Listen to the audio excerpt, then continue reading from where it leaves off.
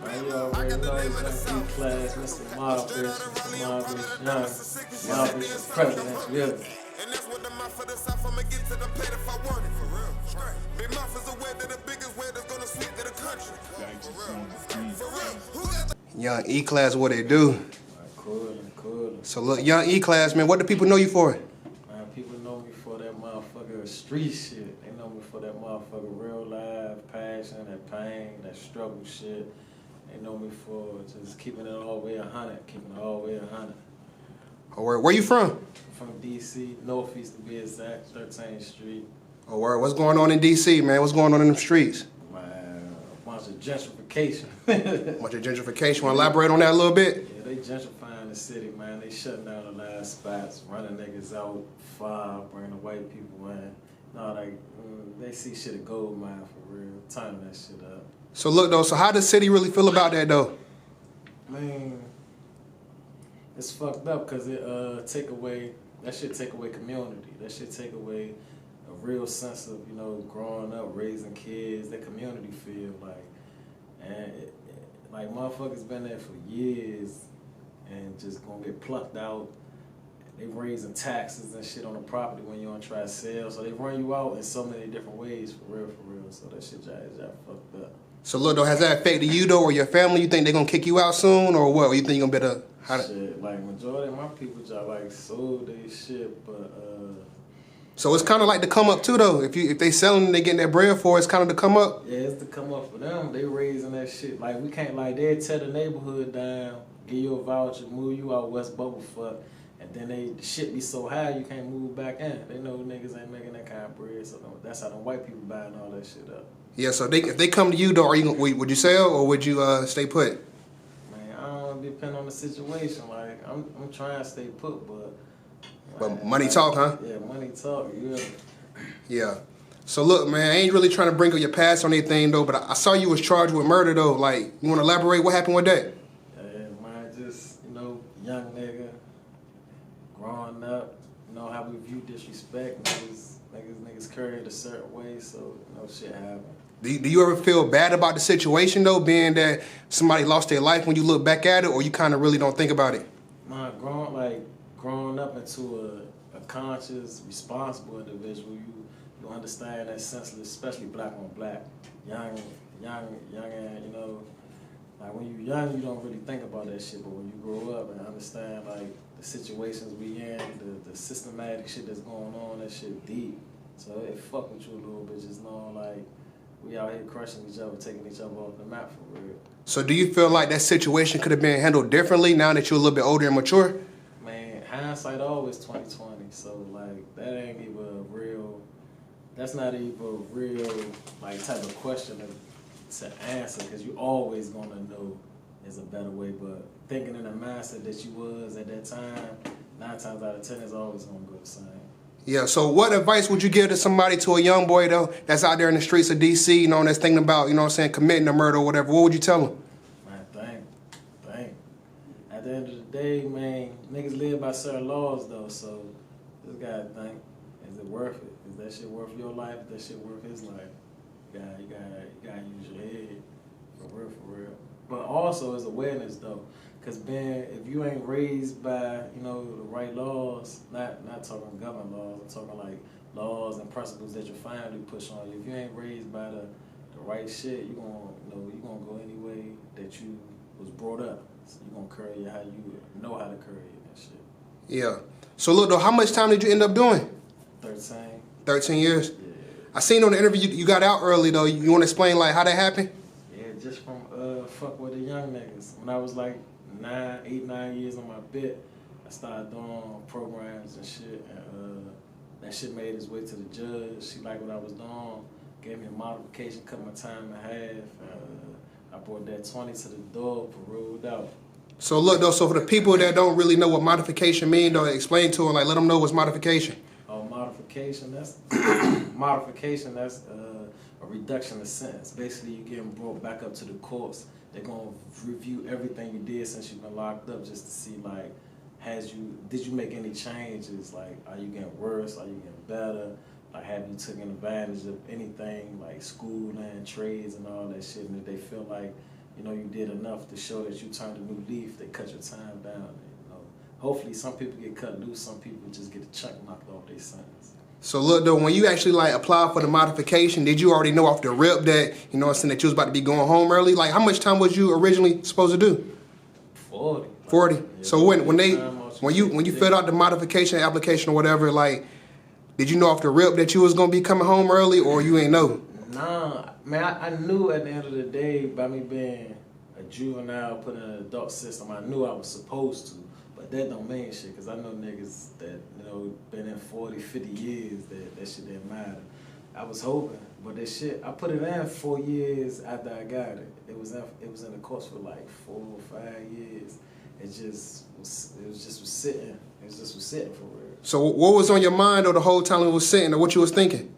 Man, after a while, I wasn't even thinking about that shit. Like, they say, like, when shit don't get answered, it's good, but I just was doing my bit. I made my mind up that, you know, I'm gonna do my time, get money in there, send money home to my family, and take care of young niggas that come through that jump. Yeah. So look, what was your most memorable moment while you was locked up? My most memorable That sometimes now that you out, you kind of think about and laugh at, like, damn. Shit, when I got that call, that time gone. Yeah. When I got that moment, when I really knew I was going home. Once I really knew I was going home, it changed everything. Yeah. Did you get a call or somebody gave you a visit and let you know? Nah, I went I went up for parole, and I had to wait for the decision just to make sure everything was everything. And, Was your heart beating fast? yeah, cause a part of my mind like these motherfuckers gonna deny the fuck out of nigga. And when I opened that junk, I was feeling good. I think I got my man to open it for me. Yeah. I think I got my man to open it for me. And I seen his reaction. I was like, yeah, I'm out of here. Once I got that paper, I was gone in like 4 months. I was gone home like 4 months. So look, you was in a prison, right? Yeah. So how was it set up though? Do you have roommates or you kind of had like a cell to yourself? Nah, you got, man, when I first started my bit, the first prison I was in, you don't got no roommates. You got it's straight single cell. And they got dorms in there though, but I was in a cell block. And then the other prison I went to, they got cells. Then you got some prisons that got multiple people in the cell. You got some prisons that got dorms and shit. I was never in a, no, I was in a dorm. Damn, I was in a dorm. I was in a dorm in the old jail. Yeah, so. Did you ever have to go to the hole? Hell yeah. So look though, being in the hole, like describe what's the hole though? Man, it's time. It's dead time. I call that shit dead time. 23-1. So you just in a room like by yourself or what? Man, sometimes you got cell buddy, but a lot of times niggas do the motherfucking door, like, let them know ain't nobody moving in this motherfucker. Because you don't really want to be in that jump 23 hours with another motherfucker. But if your man coming something, it'd be a different story. But yeah, it's just you and them motherfucking walls. Sometimes the walls get to talking to you. So you gotta have a strong mind to handle that shit. Yeah, so psychological, do you think that kind of like messes you up, or you think that's something that you could really overcome? Because that's kind of messed up, like just to be in one spot in a small space for, you know what I'm saying, about 24 hours. It depends on what you do with it. Sometimes motherfucker need that shit, because you can really figure a lot of shit out about yourself. Now, a lot of people that's not mentally into themselves, that really don't understand themselves or even like themselves, a lot of them niggas go crazy because they can't deal with themselves. A nigga like me, I was good. I always was in tune, so I was in that joint writing, vibing, working out, thinking of plans, master plans, all kind of shit. Yeah, look, so out of all the plans that you thought of while you was in there, was you able to actually succeed in some of them, like now that you've been out? Most definitely. Yeah, most definitely. I put a lot on the work. And some of them I didn't use for myself. Some of them I gave to other people and they put them to work and shit. You want to mention one, something that you actually carried out that you're kind of proud of yourself about? Man, me sitting in front of Young E-Class, like, Young E, because I'm Elmo. Motherfuckers know me from the streets of Elmo. Young E-Class, that's, you know, my stage name. That's probably the biggest thing for real. It's a brand name. Like, that shit is on merchandise. That shit is in other states and other people's mouths, on people's phones, listening to my shit. So it's definitely the biggest and the most, you know, shit I pat myself on the back for, to really come home and hit the ground running with this music shit. Yeah. Before we get off the topic about you in prison or whatever, let's talk about, like, as far as the women though. Was any women guards in there? Hell yeah, they was bullshit though. But you don't know why you in there. You be gone so long, you be looking at someone like they look good. They be trash. Yeah, they be trash. You might get one or two that come through that's bad as a motherfucker, but they normally take them and put them in a bubble somewhere. They don't want them around niggas and shit. So look though, you think some of the women girls are actually giving it up though, or? I know they are. So you know for sure they giving it up. Yeah, I don't want to put nobody under there, but Yeah. they definitely, that shit ain't. So once you get locked up though, it ain't really all the way over for you. You still can get you some, huh? Man, it depends on who you is, cause if you a church mouse, you ain't really going. You got like how you carry on the streets. If you carry it in there like that, like still making moves, still holding your own, still a stand up nigga, you good. You still lit. Yeah. Damn. So look, I saw you make a comment though. You said prison is the black man college. You want to elaborate on that? Yeah, basically it's first of all, from the hood, a lot of us can't even like really afford to go to college. Like family wise, a lot of us ain't set up for the babies to go to college. So a nigga will get locked up and like a lot of shit free. You can take advantage of that shit. You go to school for free and you be around so many different people the same way like college. So you get to learn different schools of thoughts and shit. You get to learn from a bunch of different people from different races, cultures, and background and shit. And you get trades in that junk. Niggas be in there learning how to weld, metal, how to do fucking upholstery, shit with the fucking furniture and all that shit. I just sharpened my craft when it came to the business shit. Like I stayed down and studied a lot of that financial education. Yeah, although nobody wants to really, you know what I'm saying, go to jail or go to prison though. Basically, I'm getting from what you're saying is that it ain't really over for you. You could really take that time and really better yourself and come out a better person. Definitely. Even for my niggas with life, like one of my big homies, he got life, he ain't coming home. But he say he still got a job because you got niggas like me that are coming through the system that's going back to the same community he come from. So you got to do your job as in instilling shit in him so he won't go back out there with your parents, your grandmothers and do wild shit. You want to get on the game. Yeah. So it's all man. No matter what situation you in, there's always a better outcome. There's always like some shit you would do positive to affect your community and shit. Yeah. So look, how has life been after your release though? I can't even complain. It's been beautiful. Is it everything that you thought it would be though? Nah, I ain't think these niggas out here be as fucked up as they is. I ain't think that far. What you mean though? Fucked up by like how though? They just fucked up. They celebrate being junkies. Like I came up under motherfuckers that celebrated getting money. I ain't really come up under the junkie celebration shit. They praise rats. The code. They like that shit that niggas really live by. That shit that niggas don't like bits behind. That shit gone. Like niggas will come home that they told. They still embrace them. Still fuck with them. Yeah. So look though, how you feel about rappers that really be like rapping about stuff that they're not really about, or how you feel about that? I mean, that's a main topic, cause you got like rap is still an art at the end of the day. So it's a touchy topic, cause like dudes would be like, if you ain't living it, you shouldn't rap about it. But at the end, it's still an art. So I don't know, like. So you kind of can understand like rapping about stuff. But from like, if I wasn't a rapper, yeah, I wouldn't understand it. If I was only a fan of music, I would be like, I'm living this shit, and you rapping about it. I would expect you to have lived it, and but by me being a rapper and understanding the art behind this shit, understanding the business behind this shit, I could understand it. But I'm not saying it's right, because at the end of the day, rap comes from the hood. Rap comes from us, and is a part of us, telling our stories. So if you really pump faking, if you saying you did it, but you didn't do it, that's lying and shit. That's some purpose shit. Yeah. Could you see yourself working with somebody though that's on that type of tip? Not man. Unless I don't know. If I know a nigga purposely really rapping about a bunch of shit that he don't do, I probably wouldn't work with him though. Like if I know it offhand, like if I really like real life know it offhand, I probably wouldn't work with him. Yeah. Are you real like picky when it comes to working with the artist though? Or are you just out here just doing features with people, or you kind of got to really? I don't even really do a lot of features, honestly, and it ain't because like.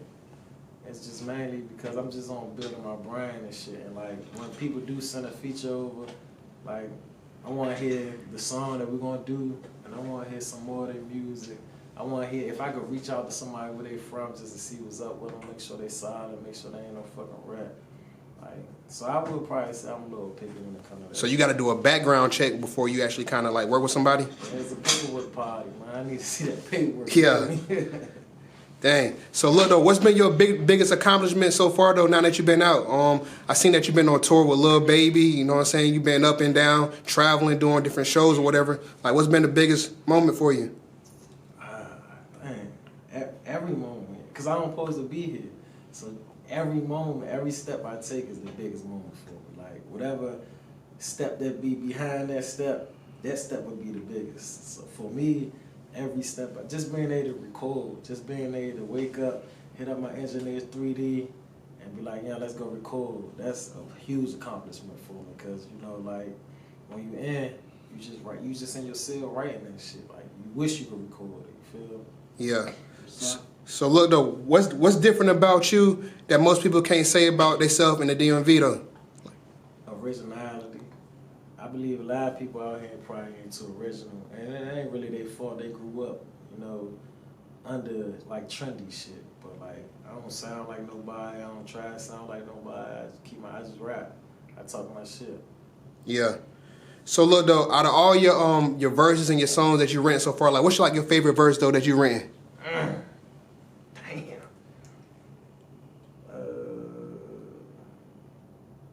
Man, that's hard right there. Oh, the no love, John. Yeah, I ain't gonna lie. No love might be it. No love might. No, look how it go though. Can you remember the verse? Yeah, see my man on the hook and shit. My man on the hook. Yeah. And it's just saying like, you know, ain't no love in these streets. Ain't no love at all. Dang, I'm fuck that word. Fuck you, Phil. Cop that phone. Go bend your corner. Purpin', I don't do that. Chain like a noose wrap. Came from a long line of hustles where they move that. Dog food that's two-step. 13th, you knew that. Represent the concrete. All I tell them is true that. See me in the ski mask. Better tell them to move back. Dome shot. Ain't no chances to shoot back. Move crack. All I know is the move crack. 1280. Witnessed it from my doorstep. Poor black. Yeah. So look though, man, how many hits you think you got recorded though that's hits that just need the proper attention? All of them. All of them. Nah, for real, you like it really ain't no definition of a hit. You just some people don't know a song a hit. You just gotta keep shoving that shit in their face. Yeah. So look though, what's your definition of a hit? I just whatever catch fire for real. Like it could be timing, it could be something that happened. Like they don't like. I'm gonna give you an example. Like Wiz Khalifa and shit. He came out with the song Black and Yellow. You know, he from Pittsburgh. Just so happened that year Pittsburgh won the Super Bowl. Hit. So you think it's all about timing pretty much? It's about time, man. It's about the song. It's about the people around the song and the marketing and the pushing of it and you for real. Like, so like you sometimes you could strike fucking oil with that shit. But cause I done heard some hits that I believe is hits that ain't never blow up from other artists that I fuck with. Yeah. You feel me? So it's about time and shit. It's definitely about time. So look, at this moment right now though, how do you feel about your whole campaign though? How you feel about your whole movement right now? It's beautiful. It's organic. It's like straight from the bottom, straight from the mud, no cosigns. I ain't had no big rapper, no big A&R, no label shout me out or put me, like none of that shit. Like this, everything really came from me hitting the ground grinding. I met everybody in organic situations and just from being there. So look, so what you think you need to do though to go from like local to global? I mean, I know you got buzz or whatever, but to really go to that next level, really to tap into your highest level, what you think you need to do? It's about the plugs you meet. Like same way with the streets, you could hustle on the corner all day. You meet that right plug, you out of it. So and the plugs in this situation would be, you know, different people with influence in the game. I always said, nigga, everybody one plug away, whether it be a song or a person you meet. That's it. You just gotta keep grinding until it happens. Yeah. So do you think it's hard to get love in the DMV? Yeah, it's like damn near impossible for real. Like Why you feel like that though? What's so hard about getting love in the DMV though? Because every city that I'm in though, everybody's saying though they city not rocking though. It's like they say another state gonna rock with you first. Like why you? You gotta think. If I see you every day, you normal to me. You feel what I'm saying? Like another, like I told you, like I got a lot of love out North Carolina. I got a lot of love out Cali. I got a lot of love in Florida. But they don't know me for real. They just know what I give them. But out here, they say a nigga every day. So that play a part. Every city gonna say that about their city because at the end of the day, it's their city. Yeah. And they city is rocking from outside influences. A big radio and big marketing campaigns from big labels and shit. So a lot of that has a lot to do with it. But also, our city is a little different because, you know, like we come from go-go. Like we come from our own kind of music.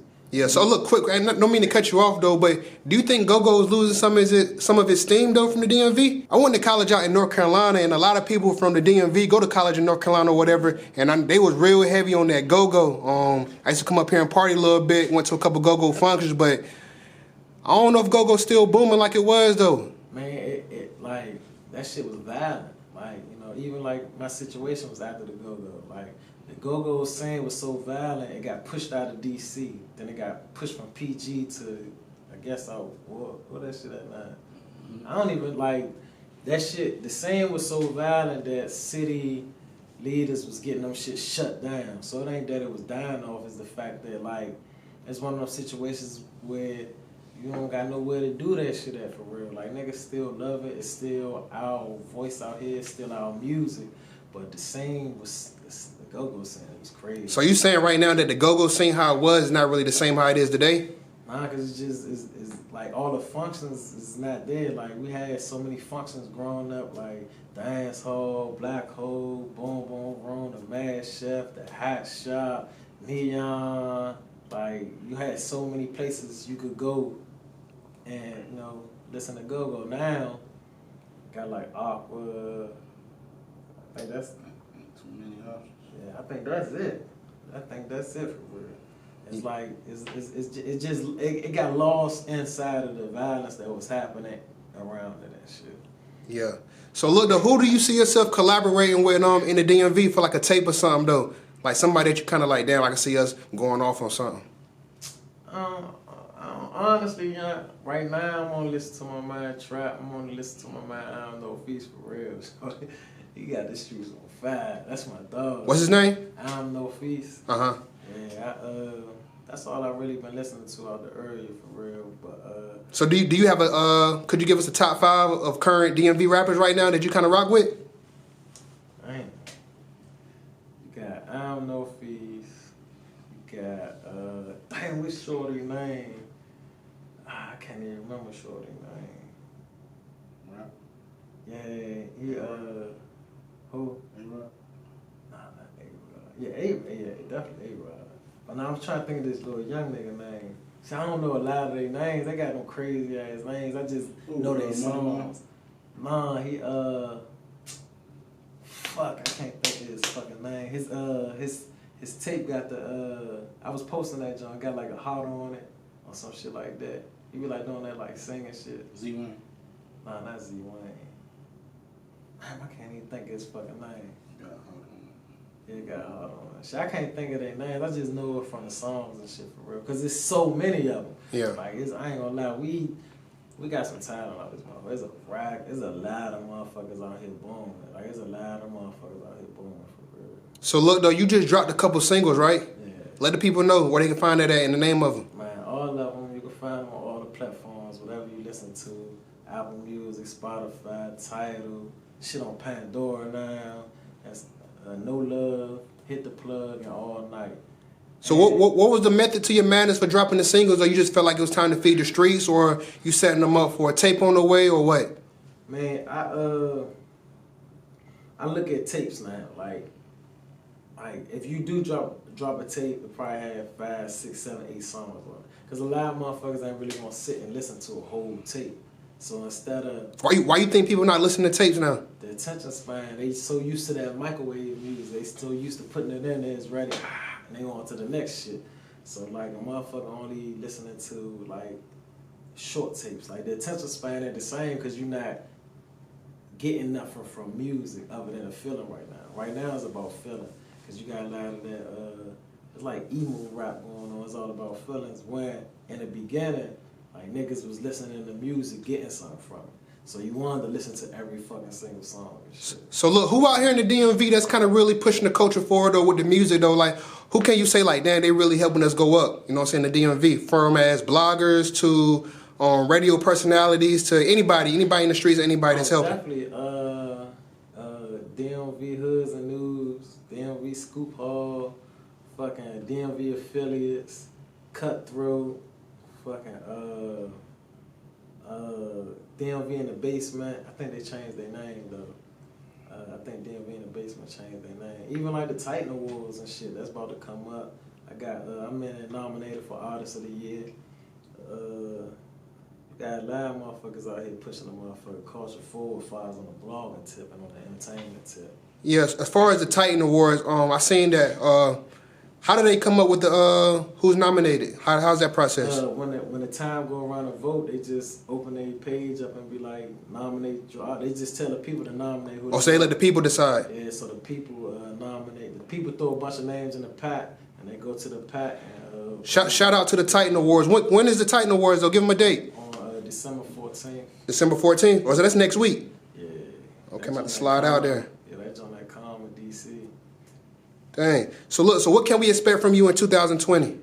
Oh yeah, I got some projects. I got some projects with some cool DJs, some big name DJs, and one big name producer and shit. Who's some big DJs out here in the DMV? Oh, you got my man DJ Real, you got DJ Steve-O, DJ Say. I fuck with DJ Say. He did my first everything when I came home. I fuck with DJ Say. Yeah, you got the DMV. What's that? The Coalition. Yeah, the DMV Coalition. They do it on that stadium every Wednesday. Put on all the local artists. DJ Analyze, DJ Rez, DJ First Styles, DJ Aladdin, DJ Gemini. I go Lil Bacon Bed, Blue Star, DJ Ice. I go on and on with all my. Yeah, shout out to everybody that's putting on for the DMV. So look, though, before we get up out of here, man, it's been a trending question going on all over Instagram. I wanted to ask you, do you feel like Nipsey Hussle, feel like he's a legend? Man, I understand what they're saying. Let me say that. Like, if they talking music-wise, like, I wouldn't know how they measure legend music-wise, but his catalog, he got a catalog to me because I listened to him, like, even before, his situation with Atlanta. So music-wise, for me, he been dropping solid projects and shit, you feel me? And I believe every move he made, being an independent artist, coming and making a partnership with a major label, that's legendary to me. So I believe you in that. Facts. Anything you want to get off your chest before we get up out of here?